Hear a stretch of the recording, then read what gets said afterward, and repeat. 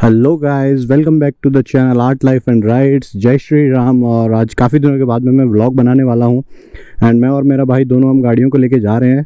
बहुत सारे छोटे मोटे काम है जो मुझे निपटाने हैं, तो उसके लिए मैं निकल रहा हूं बॉर्नविल और इंटरसेप्टर दोनों लेके। इंटरसेप्टर में एक छोटी सी प्रॉब्लम है जो आप लोग देख सकते हैं, जो बंदे ने जो पीपीएफ किया है ना वो ठीक से नहीं किया है, तो इस पीपीएफ का मैं उसको ले जाके वापस देने वाला हूँ। अगर पॉसिबल है तो वो करेक्शन करेगा या फिर इसको रीअप्लाई करवाएंगे। यहाँ पे एक छोटी सी लाइन आ रही है, I don't know if you can see it और नॉट, तो वो लाइन ठीक करवानी है। एंड इसका फ्रंट में जो यहाँ पर नंबर प्लेट का ब्रैकेट है वो टूट चुका है, और मैंने जो फुट एक्सटेंडर यहाँ पे लगाया था इसका बोल्ट मुझसे खुल गया था लेफ़्ट साइड वाले का, लेकिन राइट साइड वाले का बोल्ट मेरे से नहीं खुल पाया था, तो इसलिए मुझे ये बोल्ट भी थोड़ा सा लूज़ करवाना है ताकि मैं फुट एक्सटेंडर लगवा पाऊँ। यार पैर जल जाते हैं इससे। काफ़ी टाइम हो गया था व्लॉग बना के। हुआ ये कि मैं जब से चेन्नई से आया था आई वॉज़ वेरी बिज़ी, गाड़ी भी आने में लेट हो गई थी। जब मैंने पार्सल करवाई थी ठीक ठाक कंडीशन में गाड़ी आ गई थी, और लेकिन इसको टाइम काफ़ी लग गया, ऑलमोस्ट 15-20 दिन लग गए चेन्नई से जयपुर आने में, 15 दिन के आसपास। तो वो एक बहुत बड़ा इशू था मेरे लिए, इसलिए मैं व्लॉग नहीं बना पाया था। एंड मेरे पास जो पुराने पीओवी राइड्स के शूट थे वही मैंने किए थे। एंड मैं माइक के DJI के माइक का प्लेसमेंट्स बहुत बार ट्राई कर रहा हूँ इधर से उधर, बट मेरे को एकदम एडिक्वेट आवाज़ नहीं आ रही है। तो आज मैंने ये चेन गार्ड के ऊपर ये माउंट पे मैंने माइक लगाया है, तो लेट्स सी कैसी आवाज़ आती है। और चलते हैं अब राइड पे, और राइड पे चलते हुए डिस्कस करेंगे कि क्या करना है और क्या क्या आगे का प्लान्स है। तो let's go to the ride. चल बेटा आजा। बाइक मेरा ना इसकी इंटरसेप्टर से ना बहुत अच्छा एवरेज दे रही है। ये बिल्कुल 12-13 का एवरेज दे रही है, अपनी गाड़ी ऑलमोस्ट 20 का एवरेज दे देती है। अभी भी 109 किलोमीटर की रेंज दिखा रही है और मैं क्लोज टू 100 किलोमीटर जा चुका हूँ। बॉर्नविल चल चुकी है 8,759 kilometre. So let's go on the ride. And ride पे चलते हुए बताता हूँ कि आज का क्या क्या प्लान है। सो अभी जो फर्स्ट काम है, मुझे डॉक्टर के पास जाना है। मेरे को ना ऑलमोस्ट 4-5 साल से चेस्ट पेन की शिकायत थी। इशू ये था चेस्ट पेन का कि मे भी पॉसिबिलिटी हो के गैस्ट्रो की वजह से हो। दिन भर मेरा बैठने का काम रहता है ना, तो काफ़ी टाइम पहले मैंने टेस्ट कराया था तो मेरे को लिवर में स्वेलिंग का इशू था। एंड अभी लास्ट 1-2 साल से अगेन मेरे को हर 15-20 दिन में रात को खाने के बाद में चेस्ट पेन हो जाता है, तो उस इशू की वजह से मुझे डॉक्टर के पास जाना पड़ रहा है। तो दैट्स अ वन थिंग। तो मैं 10 दिन पहले जाके आया था और मैंने मेडिसिन ली थी। अभी मेरे को आज टेस्ट्स के लिए बुलाया है डॉक्टर ने, तो पहले टेस्ट्स के लिए जाएंगे। होपफुली वहाँ से मैं 12 से 1 बजे तक फ्री हो जाऊँ डॉक्टर से। अभी जो टाइम हो रहा है घड़ी में वो हो रहा है 10:20, तो मैं शायद 11 बजे तक वहाँ से फ्री हो जाऊँगा। 11 में भी 12-1 तक फ्री हो गया तो फिर हम यहाँ से निकलेंगे जहाँ से उन्होंने पीपीएफ कराया था। कार स्पा करके है और उस गाड़ी पे ना एक ही इसका पीपीएफ हो रखा है, तो वो पीपीएफ के लिए मुझे उस पीपीएफ के करेक्शन के लिए मुझे जाना है। तो वो एक इशू है जो जल्दी ही मैं सॉर्ट आउट करवाने वाला हूँ, उस पीपीएफ का करेक्शन करवाना है।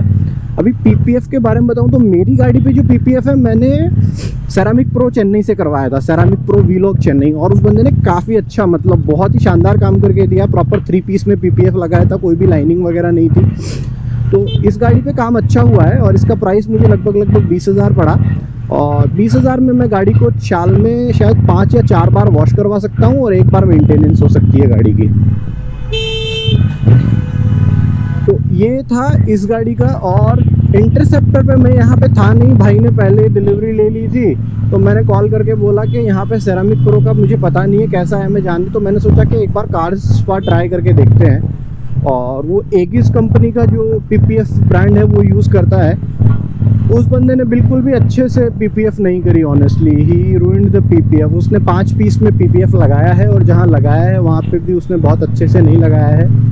तो वो एक बहुत बड़ा प्रॉब्लम मुझे लगा, मुझे नहीं पसंद वो इस तरीके से बबल्स आए, बहुत ज़्यादा स्ट्रेच आए गाड़ी में। तो वो पीपीएफ का करेक्शन आज करवा लेंगे।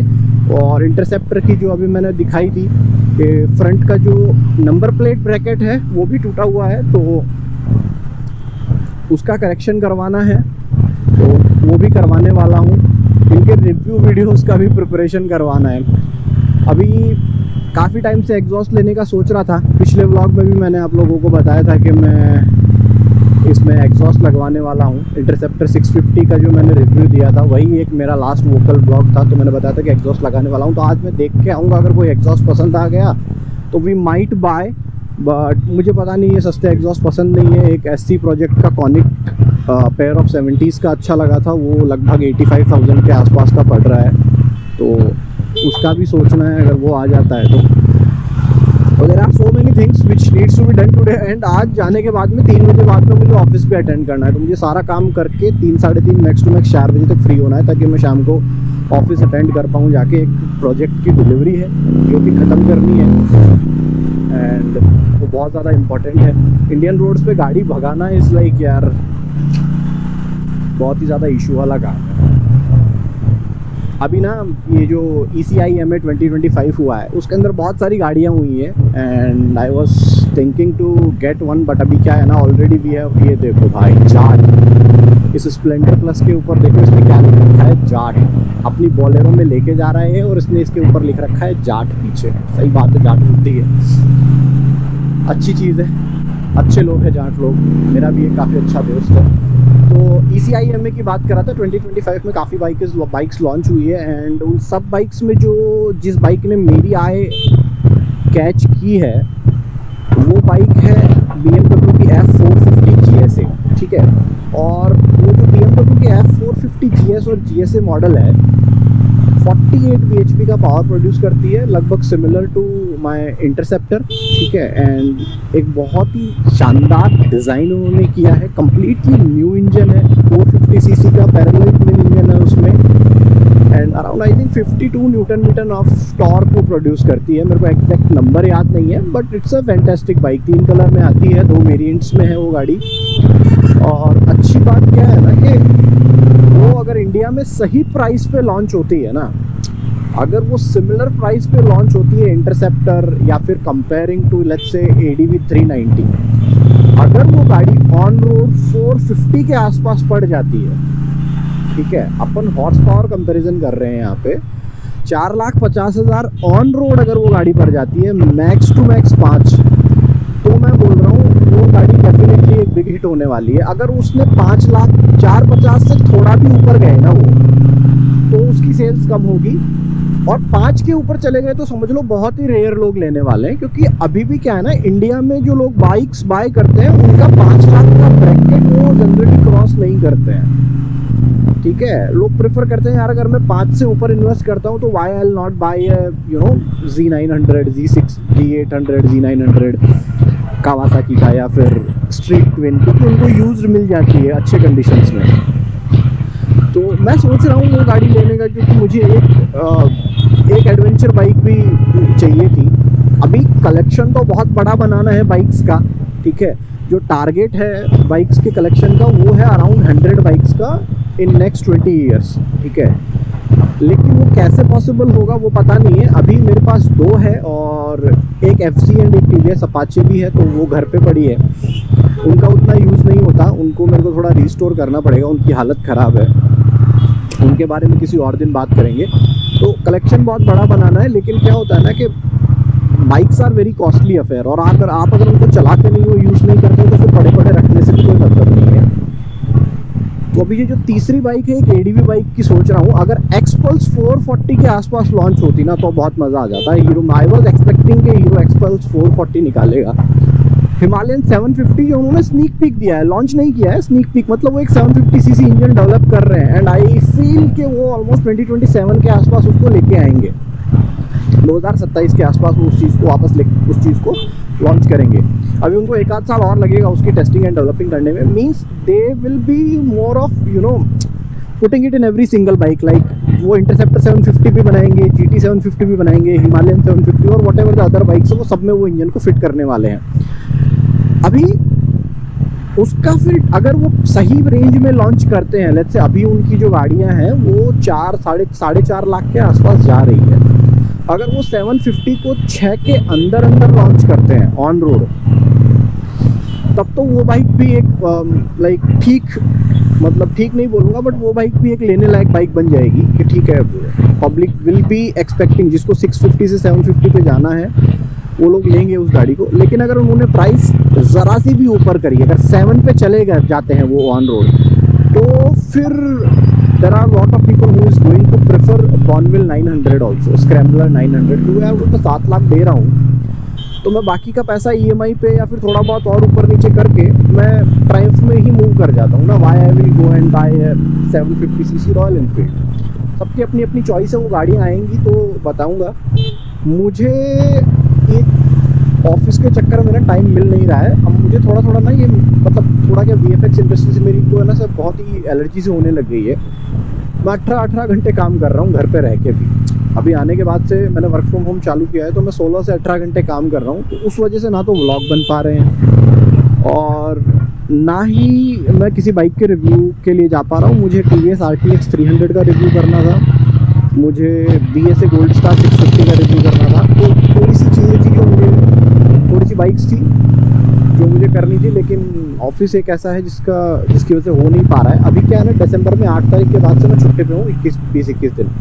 तो अगर कहीं पे ट्रिप का प्लान बनता है तो ट्रिप पे जाएंगे, वरना बढ़िया से बाइक्स का वीडियोस रिकॉर्ड करेंगे, POV राइड्स रिकॉर्ड करेंगे, अच्छी अच्छी जगह घुमाने लेके चलूँगा।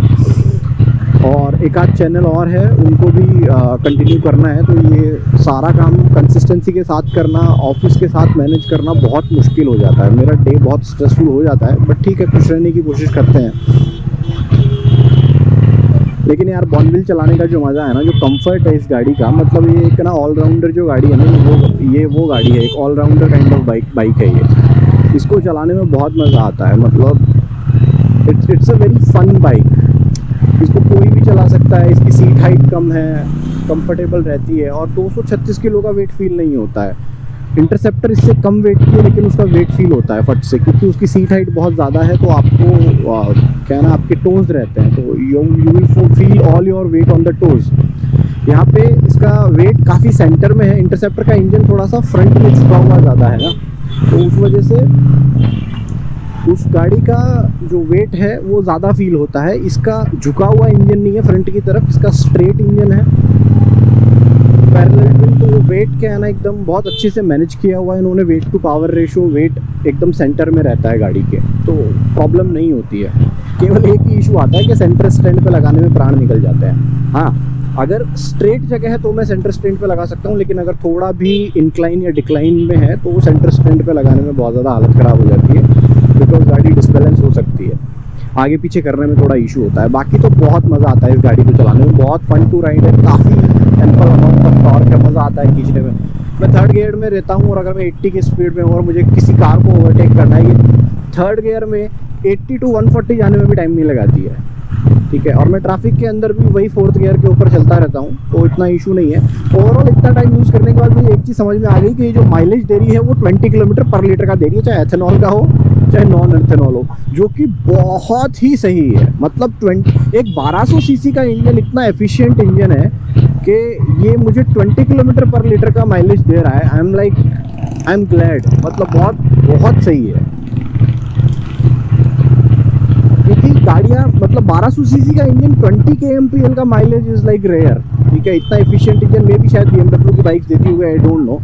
एंड ट्रायम्फ और बजाज ने पता नहीं क्या किया है, ट्रायम्फ की जो 400 सीसी के इंजन्स है, स्पीड 400 एंड ऑल, उन सब में कंप्लेंट्स आ रही है माइलेज की, सर 30 का माइलेज दे रही है, 20 का माइलेज दे रही है, 25 का माइलेज दे रही है। अरे भाई, मेरी ये गाड़ी 1200 सीसी की है, 20 का माइलेज दे रही है और मैं आराम से, मैं मतलब खींच के भी चलाता हूँ, धीरे भी चलाता हूँ, मतलब मेरा अच्छा है, राइडिंग स्टाइल वगैरह सब मेरा बहुत ठीक है। तो आई डोंट नो कहाँ प्रॉब्लम आ रही है। अरे भाई, पार्क कहाँ करेंगे?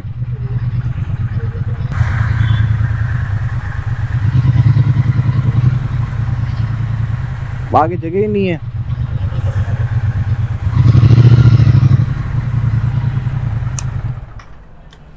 पार्क करवाना पड़ेगा ठीक से। यार गाड़ी में दिक्कत क्या हो जाती है ना, महंगी गाड़ी का नहीं बोलूँगा, बट कोई भी हैवी बाइक लेने का प्रॉब्लम ये हो जाता है, पार्किंग इश्यूज़ कहीं पे भी आते जाते लोगों को क्या है ना, समझ में कम आता है कि कहाँ किस तरीके से पार्क करनी है, और पार्किंग का थोड़ा बहुत इशू हो ही जाता है। अभी वो भाई ऑलमोस्ट मेरे हिसाब से लेके आता ही होगा। अभी ये यहाँ से ये स्ट्रेट पीछे चली जाएगी। चलो भाई लोग, मिलते हैं थोड़ी देर के बाद में एंडोस्कोपी और बाकी सारे टेस्ट करवा के आता हूँ। Let's meet again. तो भाई लोग, आज के दिन की शुरुआत हुई थी हॉस्पिटल के साथ में, और अब जो कि नेक्स्ट स्टॉप है वो है रॉयल इनफील्ड, जहाँ पे बाइक का इंटरसेप्टर का जो इंजन लाइट जल रहा है उसके बारे में थोड़ा बहुत क्वेश्चन करना है कि क्यों जल रहा है, क्या इशू आ रहा है, और उसके बाद में उसका जो फ्रंट हेडलाइट, जो फ्रंट नंबर प्लेट का ब्रैकेट है उसको ठीक करवाना है। हॉस्पिटल से फ्री हो चुका हूँ, टेस्ट वगैरह सब करवाए थे, बहुत ज़्यादा बड़ा कुछ इशू नहीं बताया है, छोटा मोटा इशू है, 15-20 दिन की दवाई दी है। Thankfully everything is fine, so I am a bit relieved with this. तो आज के दिन का काम हो गया, लेकिन टाइम बहुत लग गया। 10:46 पर मैंने रिसिप्ट कटवाई थी, पेमेंट करवाया था, और अभी ऑलमोस्ट 2 बज चुके हैं। तो 3.5 पौने 4 घंटे हॉस्पिटल में ही लग गए। एंडोस्कोपी हुई थी। एक तो क्या है ना, खाना लेट खाते हैं, ये VFX का जो करियर है वो ऐसा ही है, लेट नाइट तक इधर उधर करना, माथा पच्ची and all. That's the biggest issue and that is the reason of these kind of things happening. थोड़ा stomach inflammation, acid reflex and all. तो एक जो प्रॉब्लम वो है, मैं डाइट के बारे में पूछना भूल गया था डॉक्टर से, तो मैं डाइट के बारे में पूछ के आऊँगा। 1-2 दिन मेरे को टाइम मिलेगा तो 1-2 दिन में। वैसे तो चाय कॉफ़ी और वो सब चीज़ों से दूर रहने की बात है, बट बाकी चेक करते हैं, देखते हैं क्या होता है। अभी let's go to the Royal Enfield guys.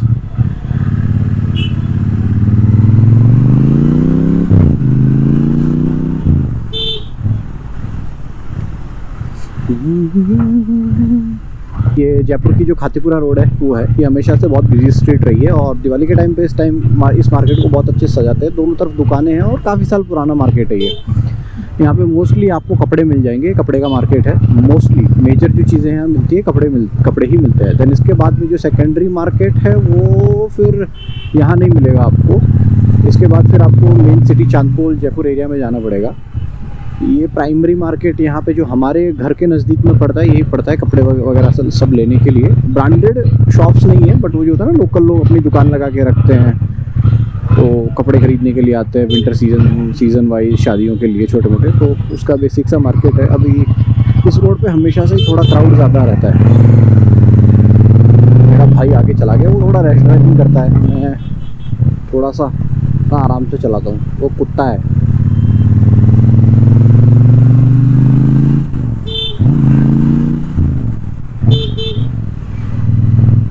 Block के ऊपर मेरे को उसको बोलना नहीं चाहिए। वाई पजेरो कितनों दिनों बाद दिखने को मिली है मित्सुबिशी की।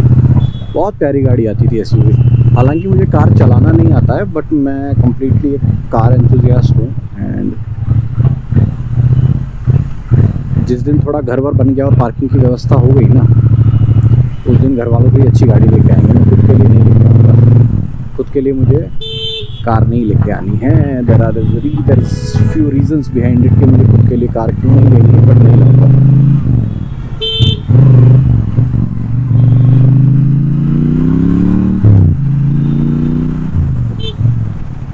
ये कुत्ता मेरा भाई, इसका ना एक YouTube चैनल है, अगर आप लोग कभी जाओगे ना तो मैं लिंक डाल दूंगा।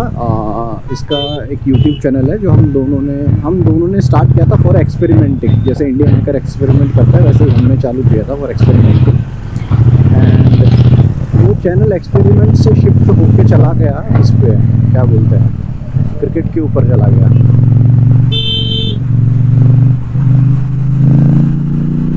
जैसे ही वो चैनल क्रिकेट के ऊपर गया, हम क्रिकेट पे शिफ्ट हो गए हैं। मतलब वो चैनल स्टार्ट किया था एज एक्सपेरिमेंट चैनल, फिर हमने एक पिच का वीडियो बनाया था, एक क्रिकेट के पिच का वीडियो, एंड वो अच्छा चल गया। तो फिर हम क्रिकेट की तरफ शिफ्ट हो गए, एंड आज उसके ऊपर 2 मिलियन सब्सक्राइबर्स हैं। एंड मोस्टली फुल वीडियोज़ नहीं चलते हैं उस पर, वो शॉर्ट्स डोमिनेटरी चैनल है। क्या दिन में यार, क्या ट्रैफिक है आज। तो इसका चैनल अच्छा चलता है तो अच्छी बात है। अभी दूसरा ये अपना चल रहा है। अभी और चैनल, मतलब कम से कम 4 से 5 चैनल आप रखो ना, तो आपकी आमदनी अच्छी होती रहती है, आपको डिपेंडेंट नहीं होना पड़ता है। तो ये एक सेकंड इनकम हम लोग रेडी कर रहे हैं जॉब के अलावा भी। ये कोई जॉब नहीं करता, मैं ही करता हूँ। ये रहा गधा, स्प्लेंडर पे भी। एक तो कई बार ना मुझे ऐसा लगता है के स्प्लेंडर वाले लोग भी मुझसे ज़्यादा तेज़ चलाते हैं गाड़ी, बट ठीक है यार, मुझे तेज़ चलाने में उतना मज़ा नहीं आता जितना मुझे इसके एग्जॉस्ट के ग्राउंड को सुनने में मज़ा आता है।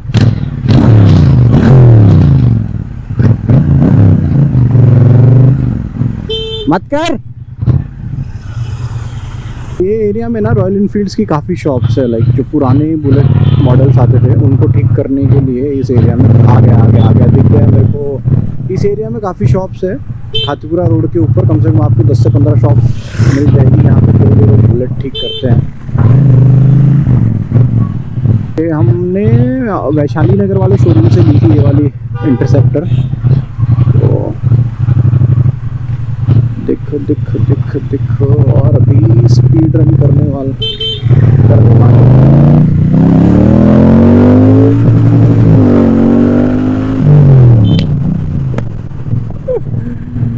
रह गया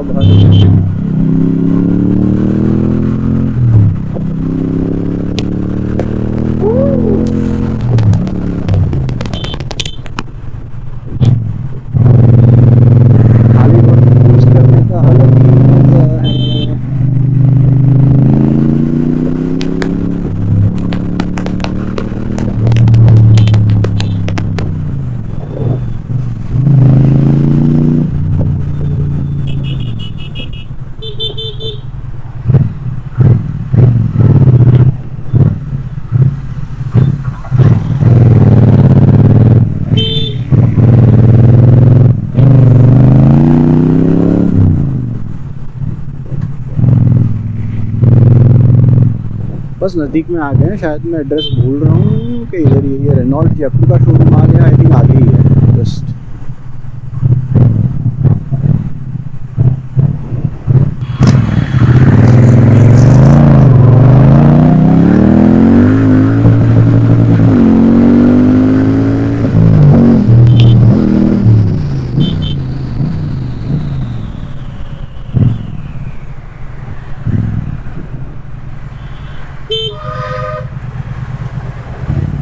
अरे किधर है? पीछे रह गया सारे कुत्ते, पीछे रह गया। यहाँ से तो टर्न आ गया, मेरे को पता है पीछे रह गया, कंफर्म है, ध्यान है मेरे को, पीछे रह गया। इतनी आगे नहीं है, पीछे रह गया, मैं गारंटी के साथ बोल सकता हूँ।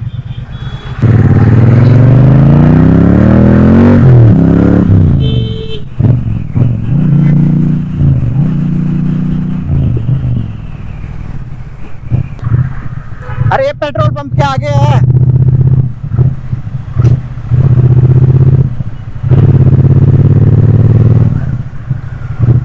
ये काफी ना छुपा हुआ सा शोरूम है रॉयल इनफील्ड का, इस चक्कर में यहाँ रह जाते हैं।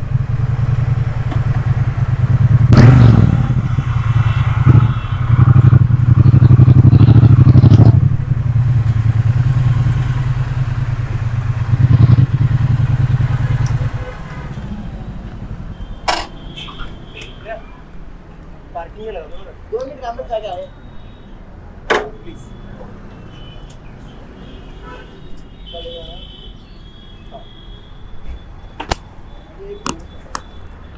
कौन सी है ब्रांड की? बॉर्नविल T120 है। रॉयल इनफील्ड पे काम हो गया है। भाई ने बाइक दिखा दी थी।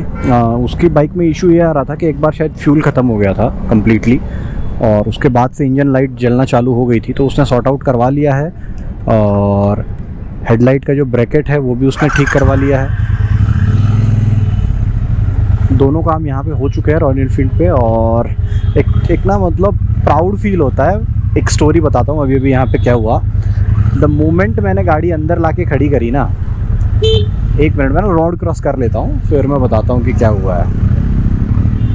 तो अब ना PPF की दुकान पे जा रहे हैं, मैं भाई के पीछे पीछे चलूँगा, तो मैं स्टोरी बताता हूँ। मैंने जैसे ही वहाँ पे बाइक ले जाके खड़ी करी ना, वहाँ पे जितने भी लोग खड़े थे, मैं एक्चुअली आउटर साइड की पार्किंग की जगह जहाँ पे वहाँ की उनकी डिलीवरी बाइक्स रहती है ना, वहाँ मैंने बाइक खड़ी कर दी।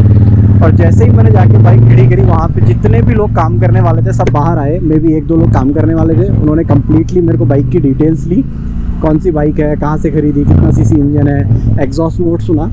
और फिर जो लोग टेस्ट राइड देने आ रहे थे ना, वो भी आके केवल इसी बाइक के बारे में पूछ रहे थे, भैया कहाँ से ली, कितने रुपए की पड़ी, कितना सीसी का इंजन है एंड ऑल। मैं बहुत हैप्पीली बता रहा था। जिसको एग्जॉस्ट नोट सुनना था, मैंने 2 से 3 बार लोगों को एग्जॉस्ट नोट भी सुनाया है इसका, तो सब बहुत ही प्यारा लगा and I was feeling proud. मतलब मैं एकदम झल्ले जैसा आया था, मैंने एकदम बेसिक पजामा सब पहन रखा था आज मेरे को, और बाइक बहुत खूबसूरत लग रही थी।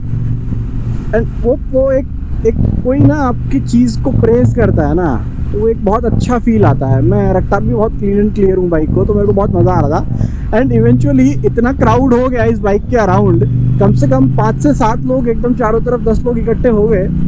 उसके बाद में मेरे को अंदर से जो मैनेजर है वो आके बोलता है, सर रियली सॉरी बट आप बाइक को बाहर खड़ी कर लीजिए, अगर ओनर या किसी ने देख लिया तो दिक्कत हो जाएगी। और वो मतलब ना क्राउड अट्रैक्ट हो रहा है बहुत ज़्यादा, आपकी बाइक काफ़ी अट्रैक्टिव है तो लोग अट्रैक्ट हो रहे हैं, और हमारी बाइक पे ध्यान जाने की जगह इस पे बाइक पे ध्यान जा रहा है। आप बोलोगे यार ये ओल्ड बाइक है खरीदी हुई, but I understood his point also and मैंने बाहर खड़ी कर ली गाड़ी, क्योंकि मेरे को 2-5 मिनट का ही काम था, वो सारा काम हो गया। तो होता है ना, छोटी छोटी चीज़ आपको खुशी देती है एंड ये ऐसी चीज़ें होती रहनी चाहिए लाइफ में जिससे आपको खुशी हो।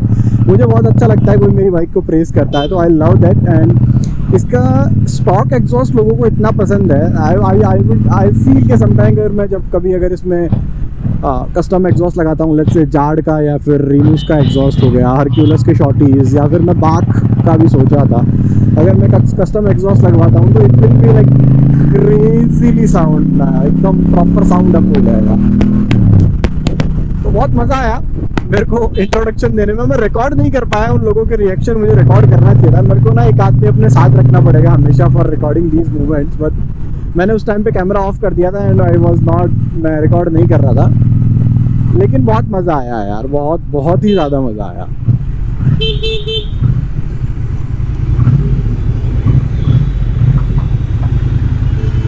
मुझे क्या है ना, इसका एग्जॉस्ट सुन के आदत हो गई है, तो मुझे उतना लाउड लगता नहीं है, लेकिन जो लोग भी पहली बार सुनते हैं उनको बहुत ज़्यादा अच्छा लगता है इसका एग्जॉस्ट। क्या है यार, बहुत ही प्यारा एग्जॉस्ट है।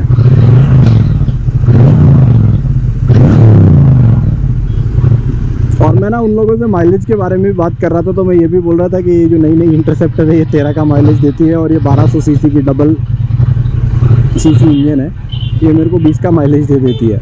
And they were very surprised about it.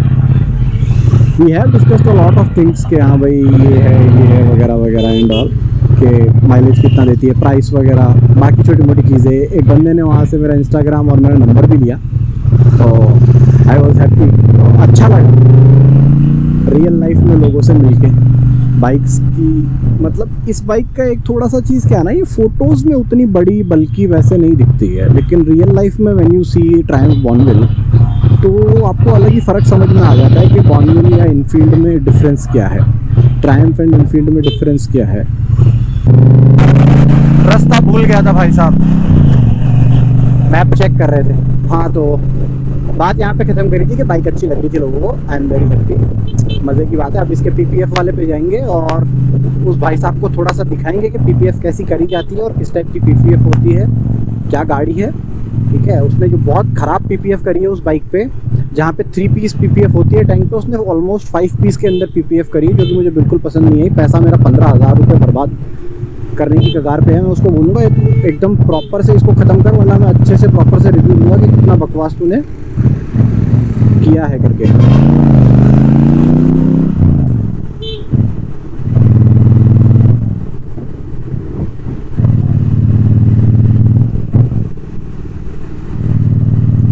मतलब ना आई कैचर तो है मेरी bike, I am very happy about that. लोगों का अटेंशन तो कैच करती है बाइक का ना। और कंटेंट धीरे धीरे बनाऊंगा, 2-4 कैमरे और लेने पड़ेंगे, बट यार एक वही होता है ना कि जब तक टाइम बहुत ही ज़्यादा टाइम कंस्ट्रेंट रहता है यार।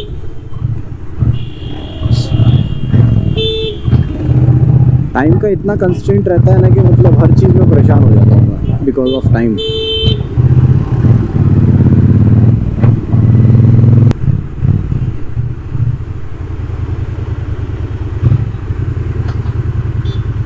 कौन सा वाला है?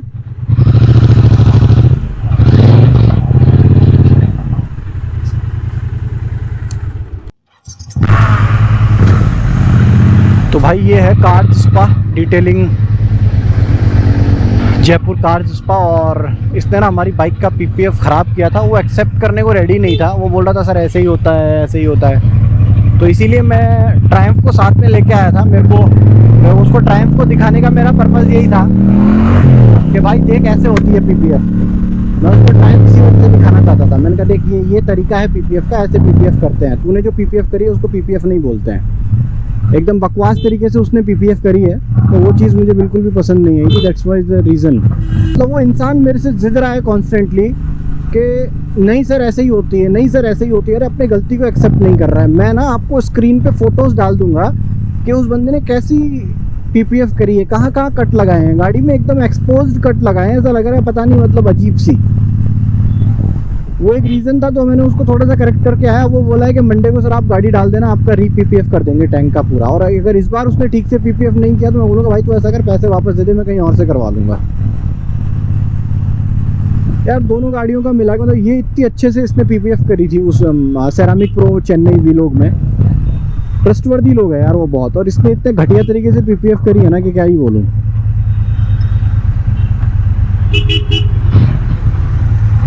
तो गाइस आज के दिन के तीनों काम निपट गए हैं और डॉक्टर को जाके आ गए हैं। उस बाइक का इंजन लाइट और ब्रैकेट वगैरह का सिस्टम सब सही हो गया है। और लास्ट एंड फाइनल इसके पीपीएफ का जो कंफर्म करना था वो हो गया है। मंडे को दोबारा लग जाएगी। तो आज के दिन के तीनों काम हो गए हैं, तो ये एक अच्छी चीज़ हो गई है मेरे को, वरना बार बार निकलना पड़ता है। सैटरडे था, अभी मैं जाके वापस ऑफिस में लॉगिन करूँगा। मुझे पता करना है कि किसने क्या किया है। 4 बजे लॉगिन करूँगा अब मैं जाके, बताओ हद हो गई। मैं ना बार बार में जो मैंने चेन के पास एग्जॉस्ट वाला माइक लगाया है ना, उसको मैं निकालना भूल जाता हूँ काफ़ी बार बार में मैं उस एग्जॉस्ट वाले माइक को निकालना भूल जाता हूँ। Which is a issue actually.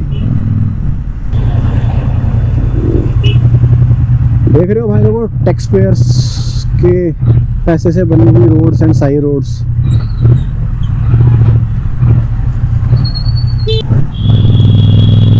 Guys please tell me more about के आप लोगों को जो बॉनमिल है उसके, या फिर जो भी मैं बाइक राइड करता हूँ, पीओवी राइड्स के वीडियोस ज़्यादा चाहिए, या फिर जिन वीडियोस में मैं वॉइस ओवर कर रहा हूँ, या फिर जिन वीडियोस में मैं बात कर रहा हूँ वो ज़्यादा चाहिए। तो आप लोग मेरे को बताना कि वोकल जो वीडियोस है जिनमें व्लॉग कर रहा हूँ वो ज़्यादा बेटर लगते हैं ये, या फिर साइलेंट पीओवी राइड के वीडियोस जिनमें केवल एग्जॉस्ट साउंड आ रहा है वो ज़्यादा बेटर लगता है।